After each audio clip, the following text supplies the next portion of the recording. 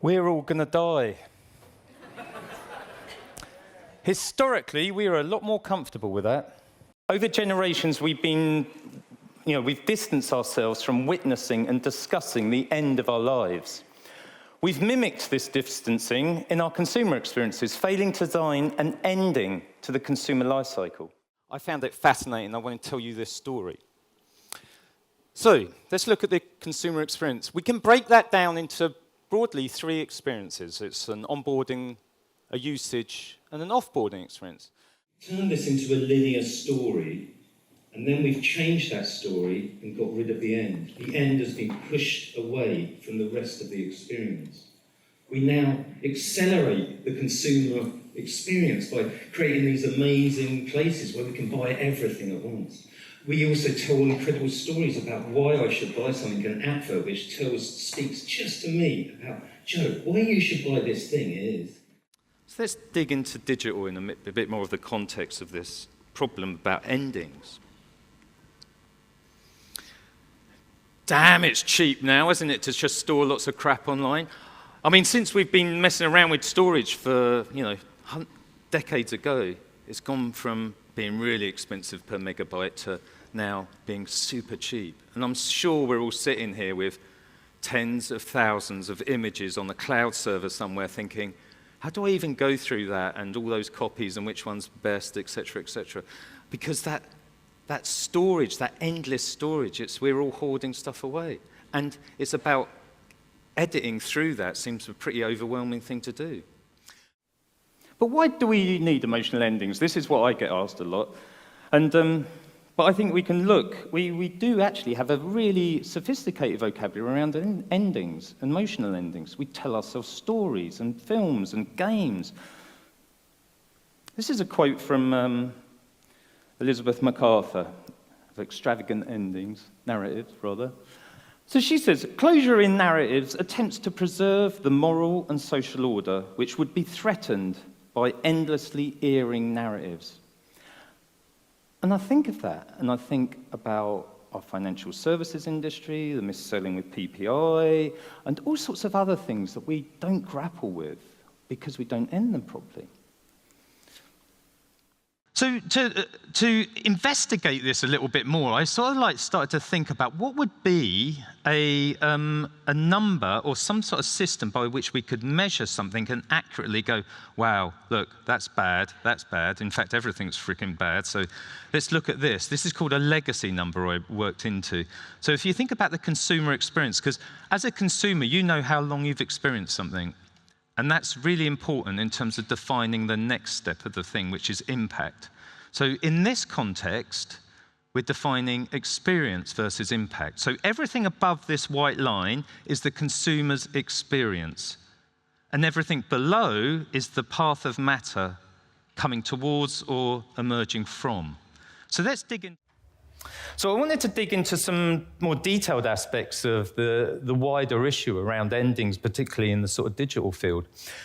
With this game, Peekaboo. We're not going to play Peekaboo now because I'm assuming you've all worked out object permanence when you were children. So that's what we tend to do when we're a parent. You sort of peek out from behind the blanket and then child laughs because they don't understand that you don't disappear when you go behind the blanket. So that you get taught this object permanence in a really young age. When you get to about 2 or 3, you start to understand identity attached to objects and ownership of objects. And when you get to 4 or 5, you understand that people can have ownership of similar type of objects. So you start to build up these very basic understanding of object permanence.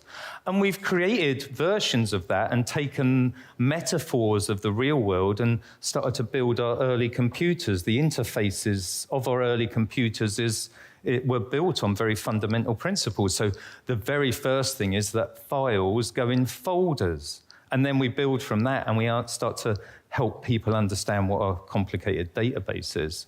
And with the files go in folders, we start to then go, and these folders are on my computer, and my computer is mine. So my folders, and then my folders and files, etc. We start to build identity ownership of those things.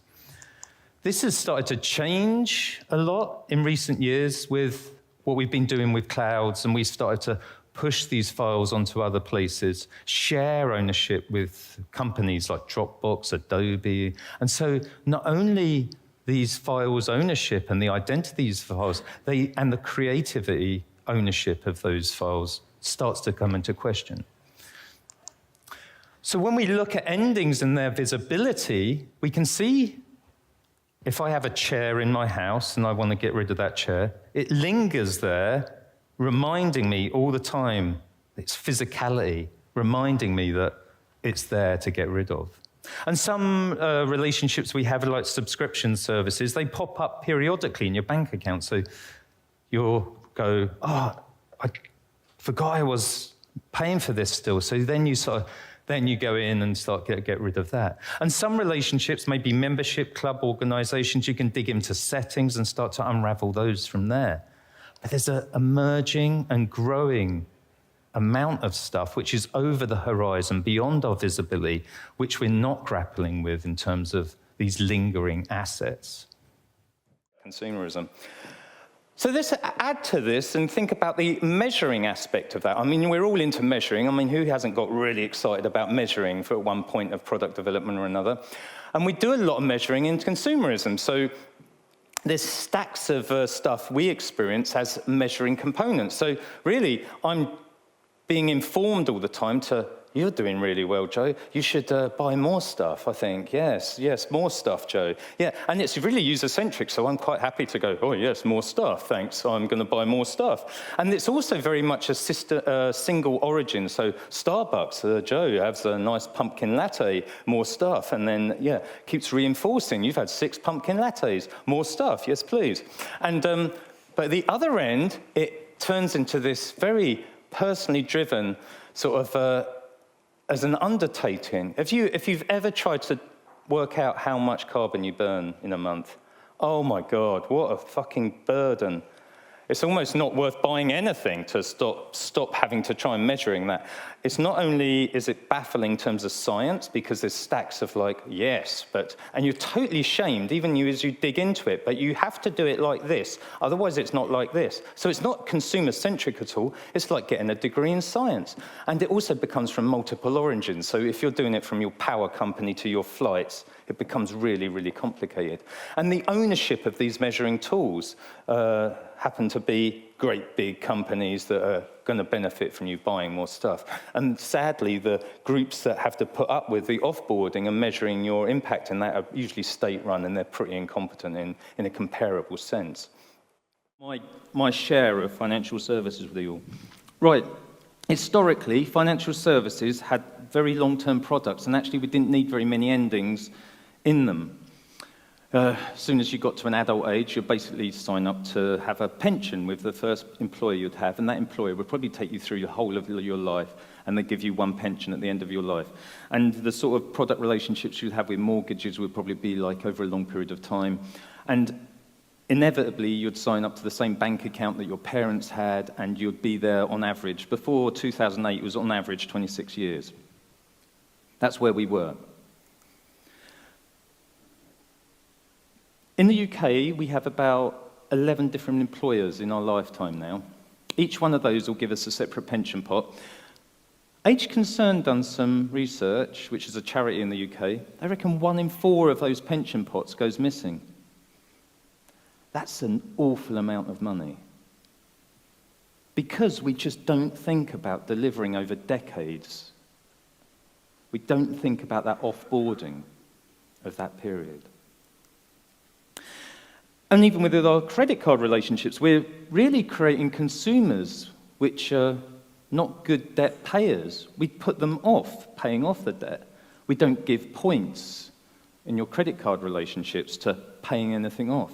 You get points and kettles and toweling robes for taking on more debt, but we never say, well done for paying off all of that debt. So we're actually creating lots of bad debt payers.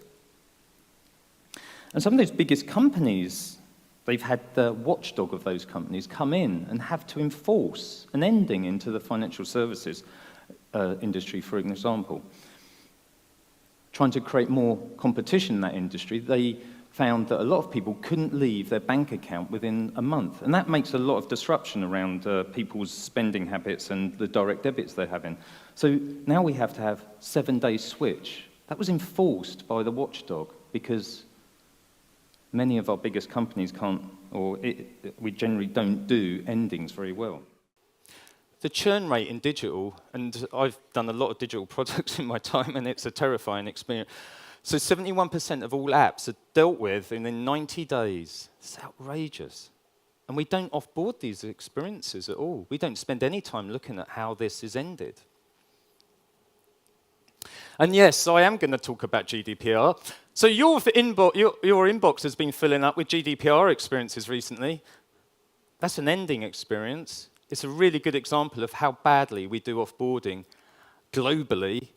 So if you think of GDPR creates 3 clear objectives, legal objectives for consumers to leave, empowered to leave your service. Are we designing any ending experiences there? So right to data portability, it offers them up something else. It starts to, the crack of doubt opens up. And you know, if you lose consent off them, your service is paused, you're frozen. And now they're going to ask for the right to be forgotten. Now, with stories and loads of things that humans find really interesting, we create models around them. So we've done that with stories. The Greeks, very early on, created the 3-act play structure. And this was observations from poems and plays, and they thought that these could be broken down into 3 sections. The first act would tell you the context and introduce you to the individuals in the story. The second act would build that story through plot points and building up to a crescendo. And that third act would bring meaning and emotion to a conclusion. Some of our most favorite stories now follow a 3-act structure.